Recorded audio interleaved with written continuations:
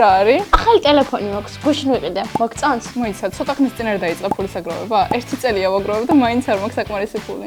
მოიცა, გეტყვი ახლა. აი, რამდენიმე თვე ვცდილობ არასაჭირო ნივთები აღარ ვიყიდო. გახსოვს 2 კვირის წინ 2 ახალი ხუდი რომ იყიდა. ეგენი დიდად არ გჭირდებოდა და შეგეძლო არ გეყიდა. ფული დაგეზოგა. კი, მაგრამ მაგ ხუდებში სულ რაღაც 70 დოლარი მივეცი. თან Queen-ის და Nirvana-ს ხუდები იყო და როგორ არ უნდა მეყიდა. თან 70 დოლარი ტელეფონს მაინც ვერ ვიყიდდი. 70 ლარა ტელეფონს ვერ იყიდიდი, მაგრამ ყველაფერი ერთმანეთს ემატება. კაფეტერიაში თხომ ყოველდღე ხარჯავ ფულს. შეგიძლია სანაცვლოდ საჭმელი სახლიდან ატარო. ასე ფულსაც დაზოგავ და უფრო ჯანსაღადად შეჭამ. მართალია, კაფეტერიაში მართლა ძალიან ბევრს ხარჯავ. თან კარგადაც არ ვიყვებები. რამე ისეთში ხომ არ ხარჯავ ფულს, რასაც აღარ იყენებ. მაგალითად, რამე აპლიკაციაში. კი, Duolingo-ს პრემიუმი ვიყიდე 2 წლის წინ. გამორთვა სულ მოვიწყდება და ფულს მაინც ყოველთვის მაჭრის. თოდა მიდი ბარემ, რაც აღარ გჭირდება, ახლავე გამორთო, თორემ მე კიდევ დაგავიწყდება. მართალი ხარ.